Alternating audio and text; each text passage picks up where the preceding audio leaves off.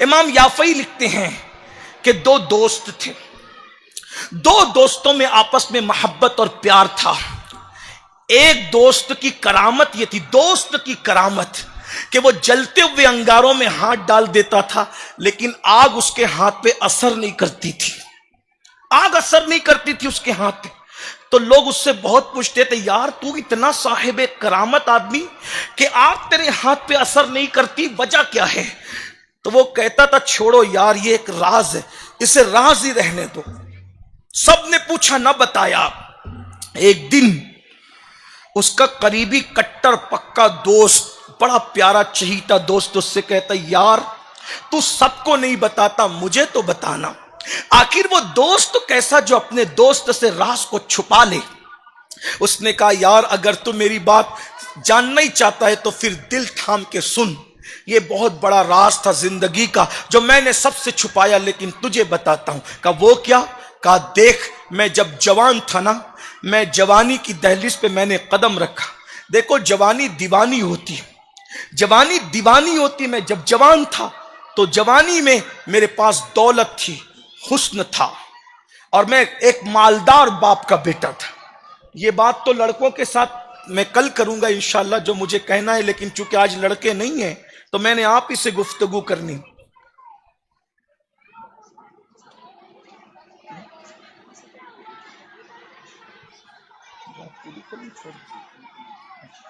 جی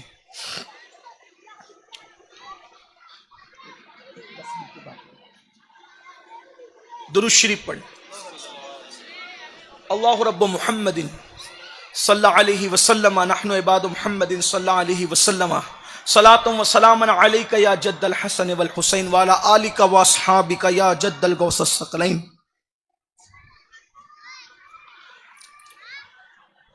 لوگ پوچھتے تھے کہ تو آگ میں ہاتھ ڈالتے، آگ تیرے ہاتھ پہ اثر کیوں نہیں کرتی؟ کسی کو نہیں بتایا، دوستوں کو بتایا۔ میں جوان تھا، مالدار تھا، مالدار باپ کا بیٹا تھا۔ جوانی میں میری نظر میرے گھر کے سامنے ٹیرس پر کھڑی ہوئی ایک لڑکی پہ پڑ گئی۔ لڑکی بڑی خوبصورت تھی، بڑی حسین تھی، جمیل تھی، آنکھیں چار ہو گئی۔ میں نے سوچا پوری زندگی گنوا دوں گا، پوری دولت داؤ پہ لگا دوں گا، اس لڑکی کو میں حاصل کروں۔ جنون تھا، جوانی میں جنون ہوتا ہے، جوانی بہت جنونی ہو، جنون کہتے ہی پاگل پن کو ہے۔ جوانی کا جیم اور جنون کا جیم لازم و ملزوم، بس ہم اتنا ہی کہتے ہیں کہ جب دو جیم ایک ساتھ ہیں تو اس جنون کو عشق مجازی یعنی اپنے جیسے لوگوں کے جنون میں تبدیل کرنے کی بجائے جنون عشق مصطفیٰ میں تبدیل کر دو، انشاءاللہ دنیا بھی جنت بن جائے گی اور آخرت بھی جنت بن جائے گی۔ جنون ضرور ہو جوانی میں، لیکن عشق مصطفیٰ کا جنون، محبت رسول کا جنون۔ ارے دھوکہ دینے والوں سے کیوں دل لگاتے ہو نادانو؟ اگر دل ہی لگانا ہے تو جانے وفا سے دل لگاؤ، دنیا بھی سمر جائے گی اور آخرت بھی۔ اور عشق کو تڑپاتا ہے، عشق مصطفیٰ سکون عطا کرتا ہے۔ اور عشق کو ذلیل کرتے ہیں، عشق مصطفیٰ عزت دیتا ہے۔ ہر عشق جو ہے وہ زمین میں دھسا دیتا ہے، عشق مصطفیٰ کعبے کی بلندیوں پہ کھڑا کرتا ہے۔ اور عشق کو گمنام کر دیتا ہے، عشق مصطفیٰ نیک نام کر دیتا ہے۔ اور عشق کو بدنام کر دیتا ہے، عشق مصطفیٰ ایسی عزت عطا کرتا ہے انسان قبر میں چلا جائے تو بھی اس کا نام باقی رہتا ہے۔ میرے امام کہتے ہیں عشق تیرے صدقے جلنے سے چھوٹے سستے، جو آگ بجھا دے گی وہ آگ لگائی ہے۔ اور عشق لوگوں کے درمیان سر جھکا دیتے ہیں، عشق مصطفیٰ قبر میں نکیرین سے بھی عزت وصول کر لیتا ہے۔ نکیرین کرتے ہیں تعظیم میری، فدا ہو کے تجھ پہ یہ عزت ملی ہے۔ اللہ اکبر۔ تو وہ جوان کہتا ہے میں جوان تھا، خوبصورت تھا، حسین تھا، مالدار تھا، لڑکی سامنے نظر آئی، اس سے دل دے بیٹھا، آنکھیں چار ہو گئی، حاصل کرنے کی کوشش کی، لیکن وہ لڑکی کی تربیت ایسے ماحول میں ہوئی تھی، میں جتنے بھی ڈورے ڈالتا تھا سارے ڈورے ناکام ہوتے، میں جتنی بھی لالچ دیتا تھا، اس کی تربیت ایسے ماحول میں ہوئی تھی کہ وہ لڑکی میرے دامے فریب میں نہیں آتی تھی، میرے مکر میں نہیں آتی۔ میں نے بہت لالچ دی، مال کی، شادی کی، اس کی اس کی اس کی، کسی پہ اس کی رال نہ ٹپکی، کسی پہ وہ نہیں للچائی۔ پتہ ہے کیوں؟ جسے آخرت کی اہمیت پتہ چل جاتی ہے وہ دنیا پہ کبھی رال نہیں ٹپکاتا، کیونکہ دنیا تو ختم ہونا، دنیا بہت تھوڑی سی، بہت بے وفا ہے دنیا، بہت بے وفا ہے۔ حضرت بہادر شاہ ظفر نے بڑی حسرت سے کہا تھا، عمر دراز مانگ کے لائے تھے 4 دن، 2 آرزو میں گزرے 2 انتظار میں. یہ دنیا ہے، صرف 2 دن کی. اور اتنے بڑے بادشاہ کو خود کی زمین پر قبر نصیب نہ ہوئی. یہ دنیا ہے. دیکھیں تو سے بہادر شاہ ظفر کی قبر انڈمان کے جزیرے میں ہے. اتنے بڑے اکھنڈ بھارت کا بادشاہ، اس کے جنازے میں 50 لوگ شریک نہ ہو سکے. یہ دنیا ہے. دنیا سے تاج محل میں جو 200 ناشتوں کی ڈش لگایا کرتا تھا، اس کے جنازے میں 50 لوگ نہیں تھے. اور بہادر شاہ ظفر کی زندگی کا جو آخری دن تھا، پھٹی ہوئی ٹوپی تھی، کھادی کا کرتا تھا اور میلے کپڑے تھے. اور جب انگریزوں سے وہ آخری مقدمہ لڑ رہے تھے تو زبان کچھ بول رہی تھی، ہاتھ اشارے کچھ کر رہے تھے. یعنی ہاتھ بھی اشاروں سے ساتھ نہیں دے رہے تھے. کیوں؟ اس لیے کہ اس دن بہادر شاہ اتنا بھوکا تھا کہ بھوک کی وجہ سے اس کی عقل کام نہیں کر. یہ دنیا ہے. کس دنیا پہ للچا رہے ہو؟ کس روٹی کپڑے مکان پہ للچا رہے ہو؟ تھوڑا خیال کر لو. دنیا کسی کے ساتھ. حضور سے لپٹ جاؤ، حضور کے قدموں سے لپٹ جاؤ. سب کچھ اپنا ہی اپنا ہے. حضور سب کچھ ہے اللہ کے بعد از خدا بزرگ توئی قصہ مختصر. ان سے لپٹ جاؤ، ان کے مذہب کو چھوڑ کر نہ جاؤ، ان کا گھر چھوڑ کر نہ جاؤ. یہ اسلام ان کا گھر ہے، اسی سے لپٹ کر کے رہو. ٹھوکر ایک کھاتے پھرو گے، ان کے در پہ پڑ رہو. قافلہ تو اے رضا اول گیا آخر گیا. اور میرے امام کہتے فرقے گلی گلی تباہ، ٹھوکریں سب کی کھائیں کیوں، دل کو جو عقل دے خدا تیری گلی سے جائیں کیوں. رخصت قافلہ کا شور گش سے ہمیں اٹھائیں کیوں، سوتے ہیں ان کے سائے میں کوئی ہمیں جگائیں کیوں. اللہ اکبر. وہ کہتا ہے کہ مال تھا، دولت تھی، سب تھا. میں نے لڑکی کو حاصل کرنے کی کوشش کی، لیکن وہ لڑکی میرے دام فریب میں بالکل نہ آئی. بالآخر اس کی شادی ہو گئی. اس پاک دامن نیک لڑکی کی شادی ہو گئی تو ہمارے علاقے میں قحط آ گیا تو ہر غریب مالداروں کے دروازے پر بھیک مانگنے کے لیے کھڑا ہو گیا. میرے باپ نے مجھ سے کہا بیٹا اللہ نے ہمیں مال دیا، دولت دیا ہے، تم غریبوں میں مال تقسیم کر دو. کورونا میں آپ نے دیکھا نا غریبوں کا کیا حال ہوا تھا، غریب کیا مالداروں کا کیا حال ہوا تھا، آپ نے دیکھا. اس زمانے میں قحط تھا، ہر غریب مالدار کے دروازے پہ کھڑا تھا. وہ نوجوان اپنے دوستوں کو واقعہ سناتے ہوئے کہتا ہے کہ میں نے دیکھا کہ قطار میں جو لوگ لگے ہوئے تھے، اس قطار کے اندر، اس کیو کے اندر وہ لڑکی بھی لگی ہوئی تھی جس سے میں پیار کرتا. بہت عرصے بعد وہ لڑکی دکھی تو میں نے سوچا آج اس کی غربت کا میں بھرپور فائدہ اٹھاؤں گا، آج اس کی غربت کا میں بھرپور فائدہ اٹھاؤں گا، آج اس کی مجبوری کا میں بھرپور فائدہ اٹھاؤں گا. اور میں نے اپنے نوکروں سے کہا تم ان سب کو تقسیم کرو. وہ لڑکی کو لے کے میں کمرے میں آیا اور لڑکی سے کہا لڑکی تو کیوں آئی ہے؟ اس نے کہا کہ میں بیوہ ہو گئی ہوں، 3 میرے بچے ہیں اور تینوں بچے چھوٹے چھوٹے ہیں. میرے بچے بھوک سے بلک اور تڑپ رہے ہیں تو میں بچوں کی وجہ سے تیرے دروازے پر آئی ہوں کہ تو لوگوں کو بھیک دے رہا ہے تو مجھے بھی دے دے.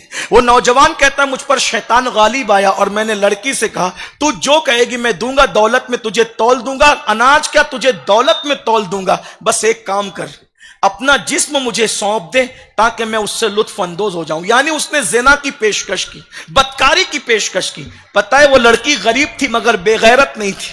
نیک ماں باپ نے اس کی اچھی تربیت کی تھی. سیدہ فاطمۃ الزہرا کے کردار کے سائے میں لڑکی نے فوراً ایک جملہ کہا، اے نوجوان اللہ سے ڈر، لذت کے لیے گناہ مت کر، لذت چلی جائے گی گناہ باقی رہ جائے گا. اللہ کو کیا منہ دکھائے گا؟ ارے سارے دروازے تیرے گھر کے بند ہیں لیکن ایک دروازہ اللہ اور بندے کے درمیان جو کھلتا ہے اس دروازے کو تو بند نہیں کر سکتا، کوئی بند نہیں کر سکتا. اس نے کہا اگر تو اپنا جسم مجھے نہیں سونپے گی، میرے ساتھ بدکاری نہیں کرے گی، میں تجھے کچھ نہیں دوں گا. اس لڑکی نے کہا کچھ نہیں دیتے ہو تو میں آبرو بیچ کر تو اناج کما نہیں سکتی، روٹی کما نہیں سکتی. وہ واپس کیا ہوئی؟ اس کے چھوٹے چھوٹے بچے بلک رہے تھے، اس کے چھوٹے چھوٹے بچے تڑپ رہے تھے. ننھے بچوں کو ماں تھی تڑپتا نہیں دیکھ سکتی تھی. ماں ہوتی ہے، ماں کی ممتا ہوتی ہے. ایک ماں اپنے لیے سب کچھ قربان کر دیتی ہے. اللہ اکبر. میری بہنوں میں تمہیں کیا ممتا سکھاؤں، تم سے زیادہ ممتا کون جانے کیونکہ تم ماں ہو. میں کس طریقے سے تمہیں ممتا بتاؤں. ماں اگر مرغی ہوتی ہے تو بھی بچوں سے پیار کرتی ہے، چڑیا ہوتی ہے تو بھی بچوں سے پیار کرتی ہے. ارے ماں اگر وحشی کتیا ہوتی ہے تو بھی اپنے بچوں سے پیار کرتی ہے. ماں اگر اشرف المخلوقات رسول اللہ کی امت میں ہو تو وہ ماں اپنے بچوں سے کتنا پیار کرتی ہوگی. اس ماں نے اپنے بچوں کو بلکتا اور تڑپتا دیکھا، ماں سے رہا نہ گیا. گھر سے یہ سوچ کر کے نکلی بچوں کی جان بچانا ہے تو آبرو کا سودا کر لوں, بعد میں توبہ کر لوں گی. یاد رکھنا یہ شیطان کا بہت بڑا مکر اور فریب ہے. اس طرح انسان سے گناہ کرواتا ہے کہ چلو ابھی گناہ کر لو, بعد میں توبہ کر لیں گے. سن لو, بعد میں گناہ کرنے کی مہلت پر تو گناہ نہ, بعد میں توبہ کرنے کی مہلت پر گناہ مت کرو. کس نے کہہ دیا کہ گناہ کے بعد توبہ کی مہلت بھی ملے گی؟ اگر گناہ کرتے کرتے موت آ گئی تو کیا بنے گا ہمارا؟ یہ دنیا تو 2 دن کی ہے, جو آخرت ہمیشہ رہنے والی ہے. والآخرۃ خیر وابقیٰ, آخرت ہمیشہ رہنے والی ہے اور بہتر ہے. آخرت برباد ہو جائے گی, آخرت تباہ ہو جائے گی میری بہنوں. اس لڑکی نے یہ سوچ کر کے چلو ابھی روٹی حاصل کرنے کے لیے گناہ کر لو, بعد میں توبہ کر لیں گے. لیکن جیسے اس کے پاس ہے, اس نے کہا کیا اپنا جسم دے دو گی؟ زبان سے ہاں نکلنے سے پہلے بدن لرز گیا, کیونکہ وہ جانتی تھی اللہ دیکھ رہا ہے. ان اللہ کان علیکم رقیبا, اللہ دیکھ رہا ہے, اللہ دیکھ رہا ہے, اس کا تصور تھا. کانپ گئی. اور اس کے بعد جب اس مرد نے کہا کہ تو جو کہے گی میں دینے تیار ہوں, بس اتنا کہ اپنا جسم دے دے, اس نے اس شخص سے کہا خبردار, اچھی طرح یاد رکھ, میں آبرو دے کر کے بچوں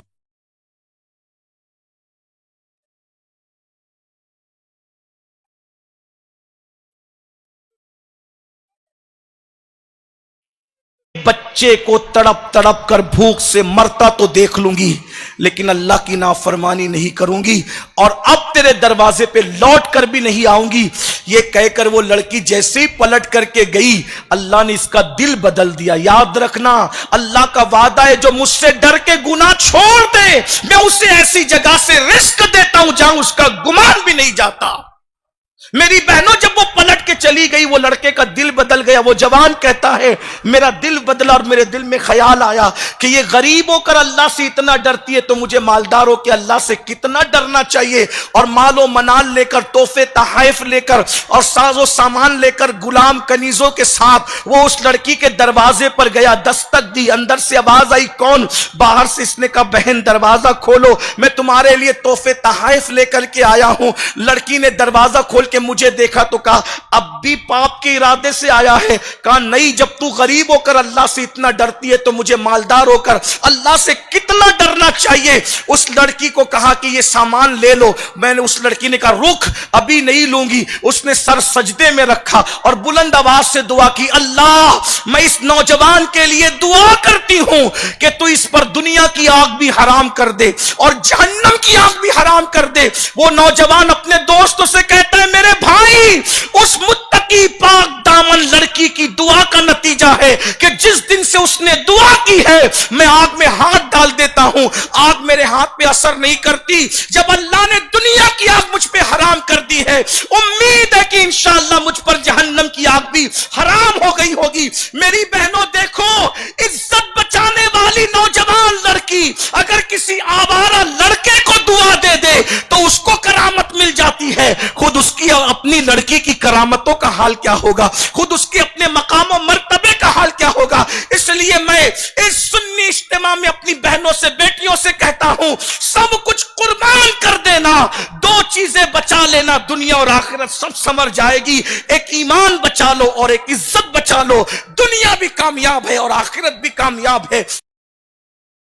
السلام علیکم ناظرین, اسی طرح کے اسلامک ویڈیو دیکھنے اور سننے کے لیے ہمارے چینل کو سبسکرائب کریں. جزاک اللہ خیرن جزا. السلام علیکم ورحمۃ اللہ وبرکاتہ.